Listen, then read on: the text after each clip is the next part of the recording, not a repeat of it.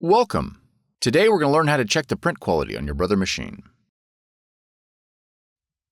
This video will cover multiple models and operating systems. Even though your machine may not match the model on the screen, the overall process will be the same. Ensure your Brother machine is connected to your computer through a USB cable, wired network, or Wi-Fi. Open the scanner cover. Place the image face down on the scanner glass. On the touchscreen, select the scan icon. Then select the PC icon. Now select the To Image option. Press Start.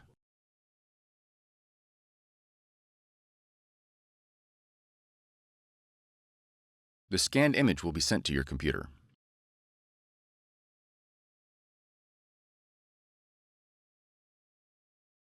For more tutorials, FAQs, and videos, visit us at www.brother-usa.com.